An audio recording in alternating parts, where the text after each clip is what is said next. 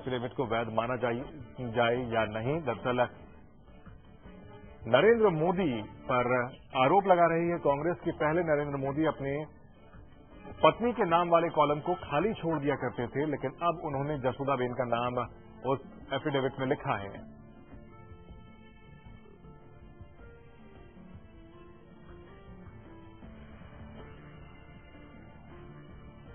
तो आज 3 बड़ी खबरें। रैलियों का संडे है। रैली करने में नरेंद्र मोदी सबसे आगे दिखते हैं एक बार फिर से। मायावती भी आज रैली को संबोधित करेंगी मुंबई में। वहीं वाड्रा पर निशाना साधा है बीजेपी नेता उमा भारती ने।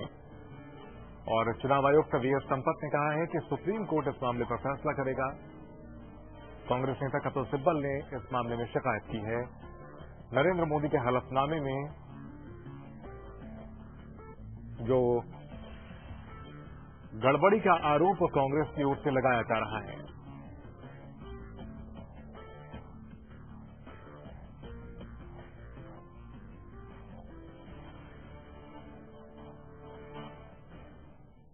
बीजेपी के पीएम पद के उम्मीदवार नरेंद्र मोदी का नामांकन के दौरान दिए गए हलफनामे को लेकर सवाल उठने लगे हैं। मोदी ने पहली बार अपने हलफनामे में पत्नी के बारे में जानकारी दी है, जिसको लेकर मोदी पर आरोप लग रहे हैं। इस मामले में मोदी के खिलाफ सुप्रीम कोर्ट में एक याचिका दायर की गई है। मुख्य चुनाव आयुक्त वीएस संपत ने कहा कि मैरिटल स्टेटस को लेकर सुप्रीम कोर्ट मोदी पर उचित कार्रवाई करेगा। आपको बता दें कि कांग्रेस नेता कपिल सिब्बल ने चुनाव आयोग से शिकायत की थी कि पिछले 3 विधानसभा चुनाव में मोदी ने अपने हलफनामे में वैवाहिक स्थिति के बारे में सही जानकारी नहीं दी थी। ऐसे में मोदी पर जानकारी छुपाने को लेकर कड़ी कार्रवाई की जाए। मोदी पहली बार लोकसभा का चुनाव लड़ रहे हैं। इससे पहले वो 3 बार विधानसभा का चुनाव लड़ चुके हैं, लेकिन तीनों बार मोदी ने अपने हलफनामे में कभी भी पत्नी का जिक्र नहीं किया। यह पहली बार है कि मोदी ने पत्नी का नाम सार्वजनिक किया है। जानकारी छुपाने का आरोप लगा रही है Congress.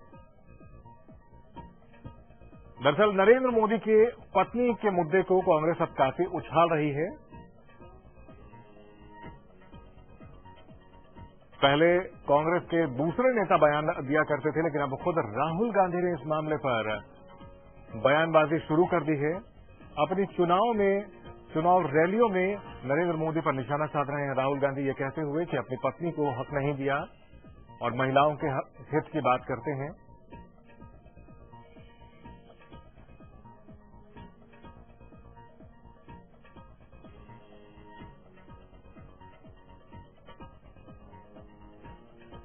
A complaint has been received about that before the commission.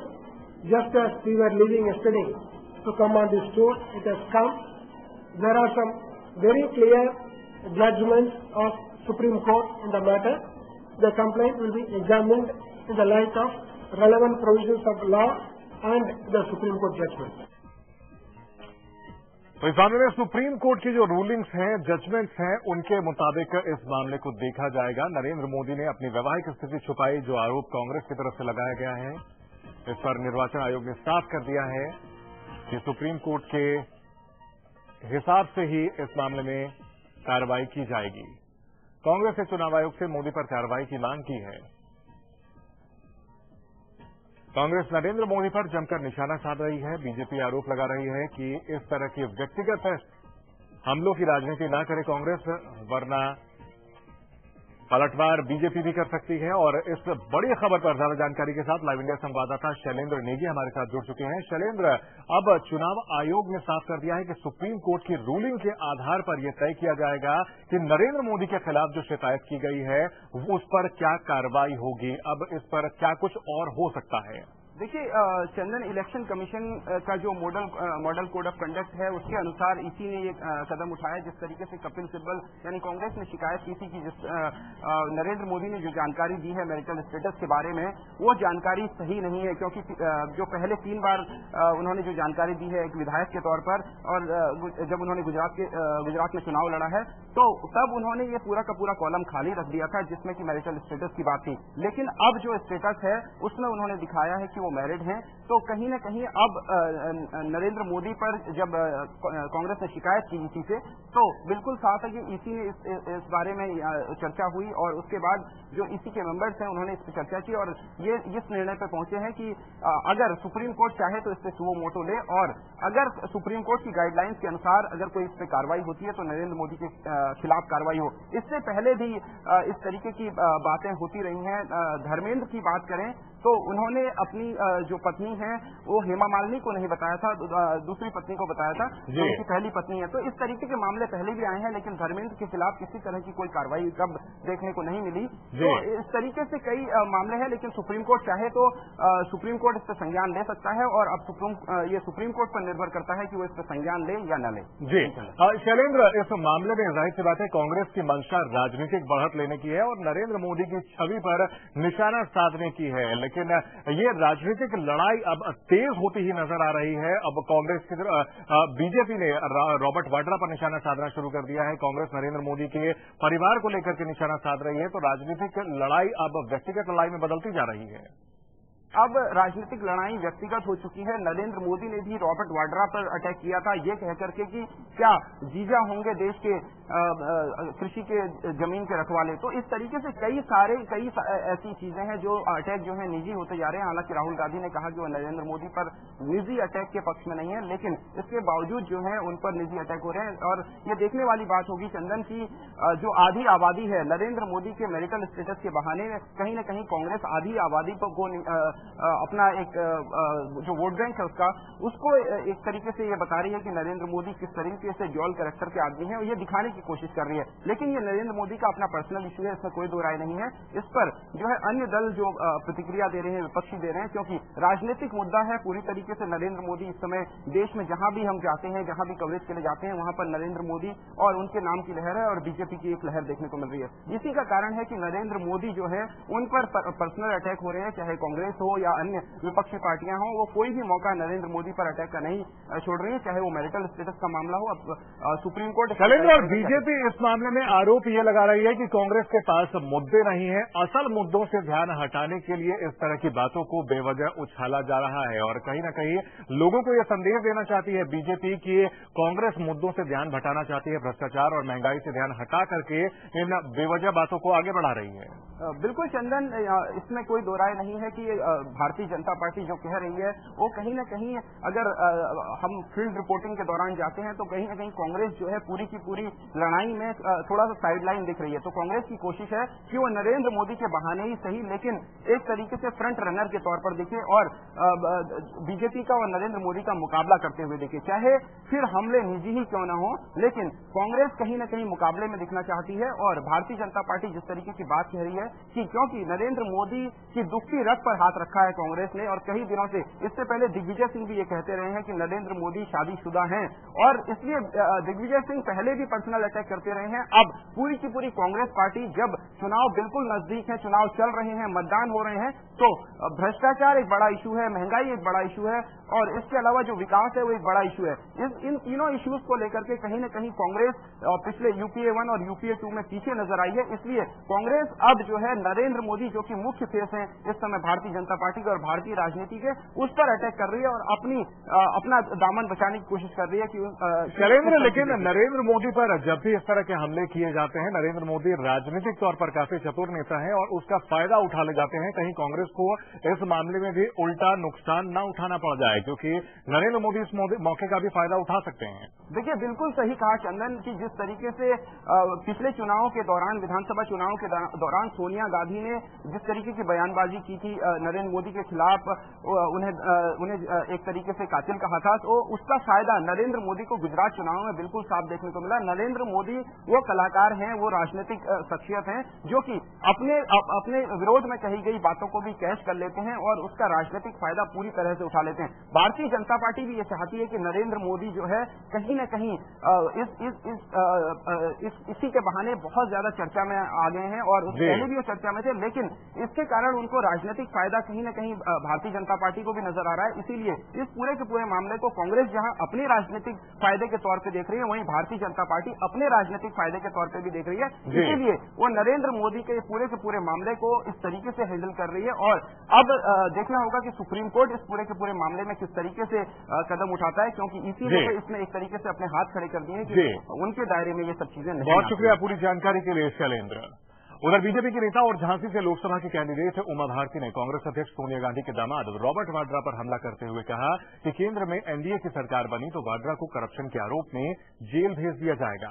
Uma ने यहां संवाददाताओं से बातचीत में वाड्रा के गुजरात के अडानी ग्रुप से संबंध बढ़ाने के बारे में सवाल पूछने पर कहा कि सोनिया के जमाई राजा कई फर्जीवाड़े कर चुके हैं। लोकसभा चुनाव के बाद एनडीए सरकार बनने पर ये पक्का जान लीजिए कि जमाई बाबू को जेल भिजवाएंगे। वाड्रा को जेल भेजने की धमकी और उमा भारती ने यह बात कही है। हालांकि उमा भारती अपने बेबाक बयानों के लिए जानी जाती हैं।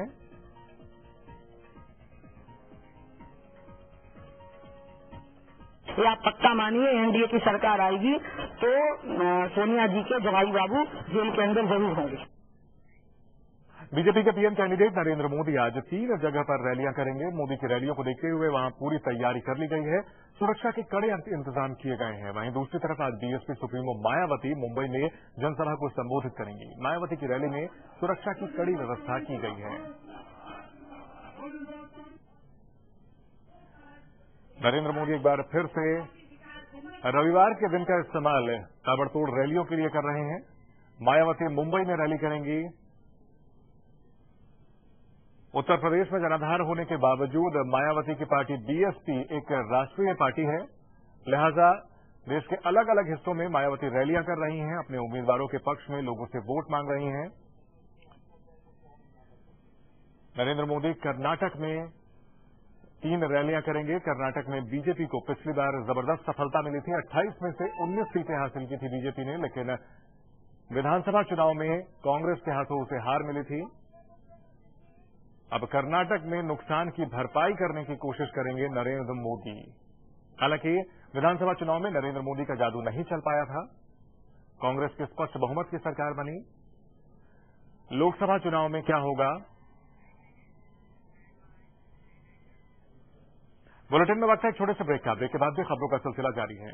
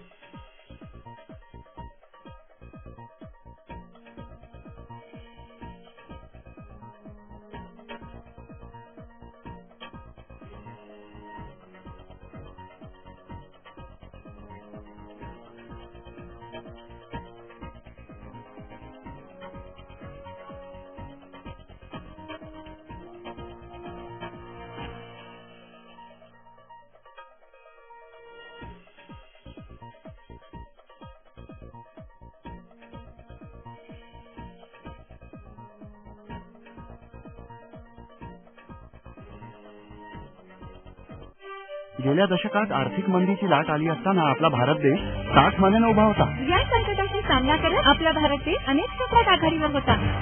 कारण आपल्या देशातल्या शेतकऱ्यांचा सहभाग, विक्रमी कृषी उत्पादन, औद्योगिक क्षेत्रातील प्रगती आणि अर्थातच आपल्या युवा शक्तीची साथ यात आपल्या महाराष्ट्रातील शेतकऱ्यांचं योगदान मोलाचं आहे। हा महाराष्ट्र घडतो आणि घडवत आहे महान राष्ट्र। दूरदृष्टीचा विचार राष्ट्रवादी काँग्रेस आज आता पक्का निर्धार। राष्ट्रवादी कांग्रेस प्रत्येक पाऊल प्रगतीकडे। कड़क धूप और ठंडी छाओं में तू अकेली पूरा गाँव पूछोगे अब उसका नाम क्या?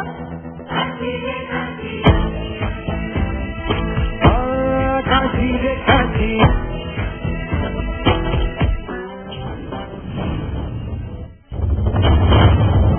सियासत में 2 और 2 का जोड़ सिर्फ 4 नहीं होता।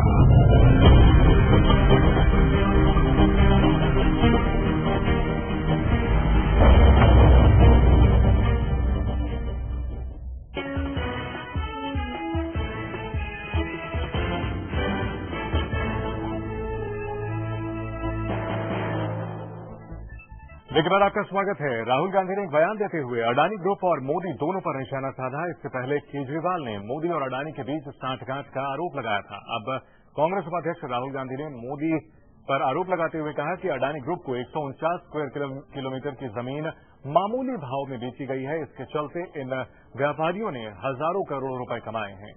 साथ ही राहुल ने मोदी के विकास मॉडल पर निशाना साधते हुए कहा कि गुजरात का पूरा पैसा 2-4 लोगों के पास है, आम जनता का कोई विकास नहीं हुआ है।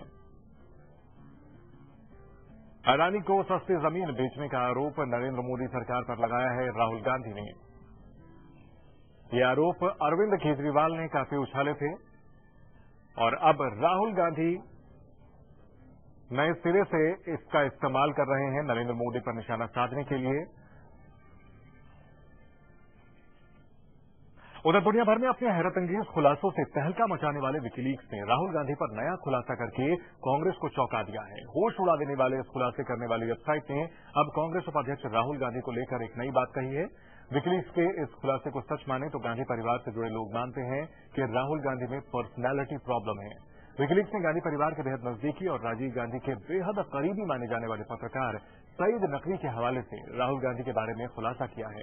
यह भी बात सामने आई है कि राहुल ने यूपी में कुछ नहीं किया बल्कि अपने राजनीतिक कद का फायदा उठाकर लोकप्रियता हासिल की। खुलासे में यह भी कहा गया कि नकवी के मुताबिक गांधी परिवार प्रियंका गांधी में ज्यादा काबिलियत मानती है, लेकिन सोनिया राहुल को ही राजनीति में आगे बढ़ाना चाहती है। पूर्व प्रधानमंत्री मनमोहन सिंह के पूर्व मीडिया सलाहकार संजय बारू की किताब the accidental prime minister the making and unmaking of Manmohan Singh ने चुनाव के बीच सियासी हलकों में खलबली मचा दी। इस किताब में कांग्रेस अध्यक्ष सोनिया गांधी और प्रधानमंत्री मनमोहन सिंह के आपसी समीकरणों और रिश्तों पर बेबाक टिप्पणी की गई है।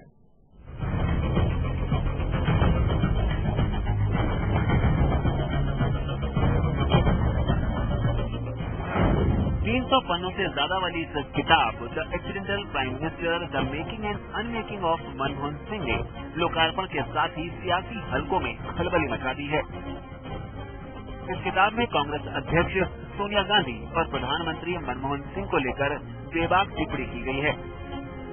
किताब भी प्रधानमंत्री मनमोहन सिंह के पूर्व मीडिया सलाहकार संजय बारू ने लिखी है। संजय बारू ने दावा किया है कि मनमोहन सिंह ने दूसरे कार्यकाल में कांग्रेस प्रमुख सोनिया गांधी और सहयोगी दलों के समक्ष घुटने टेकिए थे। संजय बारू का मानना है कि मनमोहन सिंह की सफलता और असफलता के बारे में लोगों को जानने का अधिकार है। The people have a right to information. My book is written on the premise that the people of India have a right to know about all the successes and the failures of Dr. Manmohan Singh as Prime Minister. अपनी किताब में बारू ने लिखा है कि किस तरह से मनमोहन सिंह को डीएमके के ए राजा को कैबिनेट में बनाए रखना पड़ा, किस तरह से वो सी रंगराजन को अपना आर्थिक सलाहकार नियुक्त नहीं कर पाए। इस किताब से राजनीतिक गलियारों में खलबली मचने के बाद जहां पीएमओ ऑफिस ने इस किताब को काल्पनिक और मसाला युक्त करार दिया है, वहीं कांग्रेस इसे किताब बेचने के लिए सस्ती लोकप्रियता मान रही है। श्री संजय बारू एक ऐसे बेरोजगार, दल बदलू, असंतुष्ट व्यक्ति हैं जो अपनी तथाकथित किताब में घटिया, ओछी और काल्पनिक बातें कहकर किताब बेचकर सस्ती लोकप्रियता हासिल करना चाहते हैं। संजय बारू का जहां तक सवाल है, मुझे एक तो प्राइम मिनिस्टर ऑफिस ने बहुत क्लियर कर दिया है कि इस तरह के लोग जो हैं वो एक्सेस का फायदा लेके उसको कमर्शियल यूज के लिए उसका इस्तेमाल करते हैं, अपनी किताब का की बिक्री बढ़ाने के लिए इस तरह का काम करते हैं। मुझे लगता है जो कुछ भी उसमें बातें कही गई है उन बातों में कुछ तथ्य नहीं है और प्रधानमंत्री कार्यालय ने स्वयं इसका स्पष्टीकरण दे दिया है। पूर्व कैबिनेट सचिव और विरोधी पार्टियों की माने तो संजय बारू की किताब में कुछ भी नया नहीं है, बस इसे विस्तृत रूप से बताया गया है। वो कोई नई बात तो नहीं आ रहा है, डिटेल्स निकल रहे हैं, लेकिन ये तो पहले से अच्छी तरह से मालूम था कि सबको मालूम था, पूरे देश को मालूम था, लेकिन विशेष रूप से जो एडमिनिस्ट्रेशन के ताल्लुक रहे, नजदीक रहे कि डिसीजन मेकिंग उनके हाथ में नहीं था, वरना इतने बड़े घोटाला वगैरह नहीं होते। The Congress party is rattled. There is no doubt, and I repeat it. And as a result, they don't even know how to move forward. and they're panicking. जिस सरकार में, जिस देश में जो प्रधानमंत्री है उसके पास कोई शक्ति ना हो, वो सरकार चल नहीं सकती। तो यहाँ पे था कि सारी जो पावर थी वो सोनिया गांधी के पास थी और सारी जिम्मेवारी मनमोहन सिंह के पास थी। तो जब जिम्मेवारी के पास पावर नहीं होगी तो कोई उसकी बात सुनेगा कैसे? तो ये जो बर्बादी हुई है यूपीए की और देश की और हमारी अर्थव्यवस्था की, उसके लिए पूरी तरह से सोनिया गांधी जिम्मेदार हैं। उन्होंने कभी मनमोहन सिंह को आजादी से काम नहीं करने दिया, ये हम सबको नजर आ रहा था। संजय बारू ने उसकी और जो है पुष्टि कर दी है, जो कुछ हम समझ रहे थे। यूपीएस 2 में 2G स्पेक्ट्रम से लेकर कोल आवंटन तक कई बड़े घोटाले सामने आए। कई मौकों पर प्रधानमंत्री बैकफुट पर दिखाई दिए, लेकिन अब इस किताब से कांग्रेस विरोधी पार्टियों को बैठे बिठाए मुद्दा मिल गया है। दिल्ली से शादाब सिद्दीकी, लाइव इंडिया। वहीं नरेंद्र मोदी ने संजय बारू की किताब को लेकर सोनिया गांधी से सवाल किया है। दिल्ली में किताब निकली, एक्सीडेंटल पीएम, जो पीएमओ में काम करते थे, जो डॉक्टर मनमोहन सिंह जी ने जिनको नियुक्त किया था, और पीएमओ में वो काम देखते थे जो पीएमओ के लिए अत्यंत विश्वस्त काम होता है। ऐसे व्यक्ति ने कल किताब निकाली है और ये गंभीर आरोप लगाया है कि दिल्ली में जो सरकार चल रही है उसकी फाइलें पहले मैडम सोनिया जी क्लियर करते थे और उसके बाद प्रधानमंत्री दफ्तर में जाती थी। बुलेटिन में वक्त है छोटे से ब्रेक का। ब्रेक के बाद भी खबरों का सिलसिला जारी है।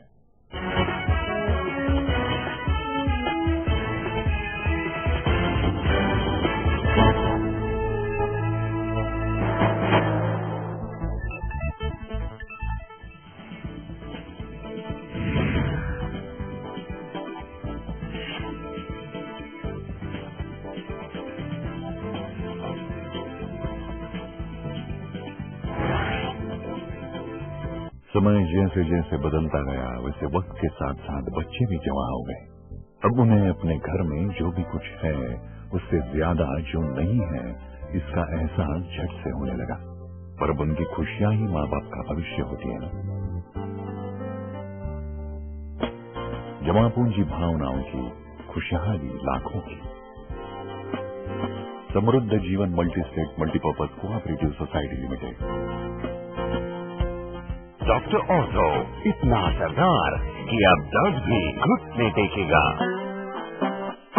कड़क धूप और ठंडी छाओं में तू अकेली पूरा गाँव पूछोगे अब उसका नाम क्या? काशी रे काशी।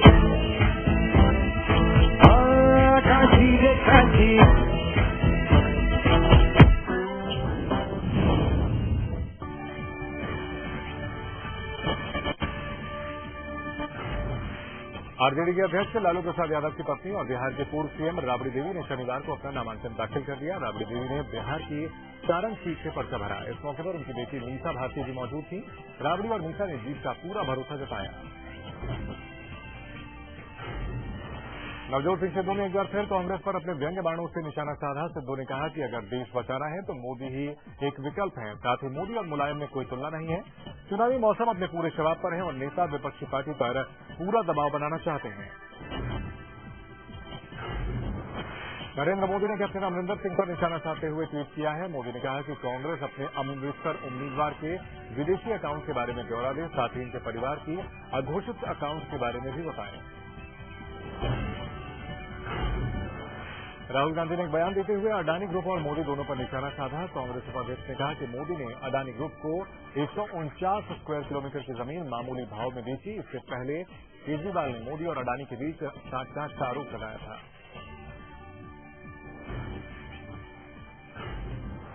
कांग्रेस उपाध्यक्ष राहुल गांधी 2 दिन के लिए महाराष्ट्र दौरे पर जाएंगे। यहां होने वाली जनसभा में राहुल ज्यादा से ज्यादा भीड़ जुटाने का काम करेंगे। राहुल गांधी 14 अप्रैल को लातूर और शिरडी और 15 अप्रैल को पुणे और हिंगोली में जनसभा करेंगे। आप नेता कुमार विश्वास ने राहुल के नामांकन को लेकर कड़ी आपत्ति जताई है। कहा कि ये आचार संहिता का उल्लंघन है, जहां नामांकन के लिए गाड़ियों में इतने लोग आते हैं। साथ ही विश्वास ने कहा कि राहुल को सिर्फ एक वोट प्रियंका का मिलेगा, बाकी लाखों प्रियंका अमेठी में है जो हमें सपोर्ट करेंगी। नरेंद्र मोदी साउथ के सुपरस्टार रजनीकांत से आज चेन्नई के उनके घर पर निजी मुलाकात कर सकते हैं। बीजेपी महासचिव और तमिलनाडु प्रभारी पी मुरलीधर राव ने सोशल नेटवर्किंग साइट ट्विटर पर कहा कि मोदी आज रजनीकांत से निजी मुलाकात करेंगे। नोएडा के सेक्टर 25-21 चौक पर अचानक सीएनजी लीक होने से एक ग्रैंड एस्टिलो कार में धुआं निकलने लगा और देखते ही देखते आग ने पूरी कार को अपनी चपेट में ले लिया। मौके पर पहुंची दमकल विभाग की एक गाड़ी ने कड़ी मेहनत के बाद आग पर काबू पाया। अच्छी बात यह रही कि किसी व्यक्ति को नुकसान नहीं पहुंचा। फिल्मी हस्तियों को दिए जाने वाले प्रतिष्ठित दादा साहब फाल्के पुरस्कार के लिए चुने जाने पर गीतकार गुलजार ने कहा कि वो बेहद सम्मानित महसूस कर रहे हैं। अनेक लोकप्रिय गीत लिखने वाले और कुछ फिल्मों का डायरेक्शन कर चुके 79 साल के गुलजार ये सम्मान पाने वाले 45वीं शख्सियत होंगे। भारत के दिग्गज डबल स्ट्रैप निशानेबाज मानवजीत सिंह संधू ने अमेरिका के टस्कन में आईएसएसएफ शॉटगन विश्व कप में 2 बार के ओलंपिक चैंपियन ऑस्ट्रेलिया के माइकल डायमंड को पछाड़कर स्वर्ण पदक पर कब्जा कर लिया।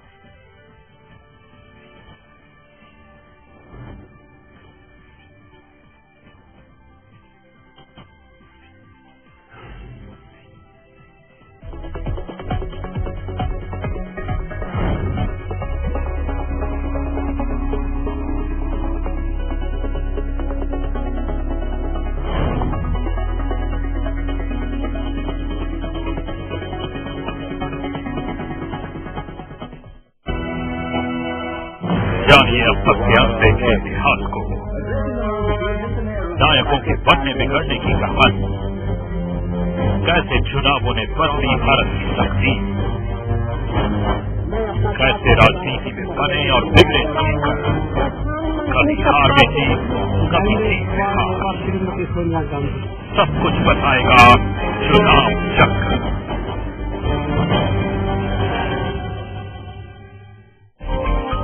खबरें सीधी, सटीक, भरोसेमंद,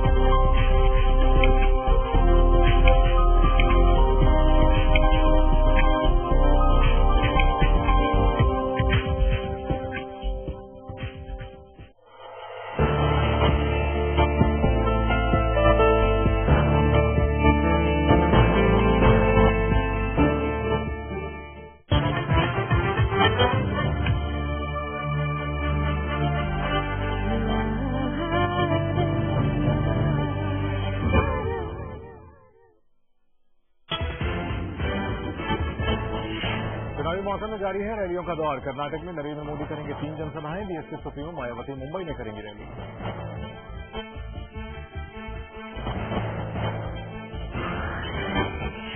मोदी के शादी वाले बयान पर राहुल ने कहा नहीं किया मोदी पर व्यक्तिगत हमला, हलफनामे में जो था वही कहा। मोदी ने कहा जितना कीचड़ उछलेगा उतना खिलेगा कमल।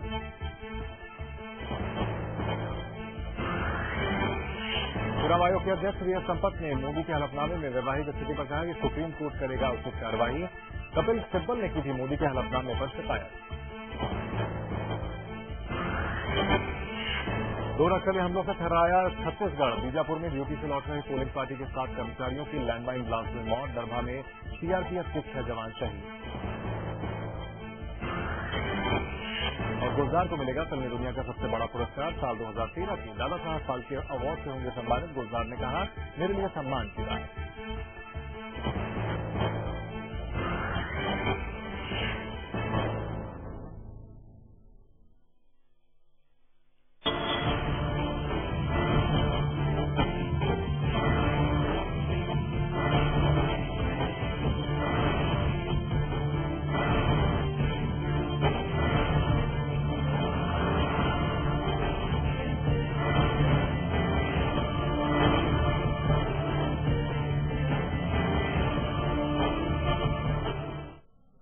नमस्कार, हमारी खास पेशकश में आपका स्वागत है। मैं हूं आपके साथ रोशन मिश्रा।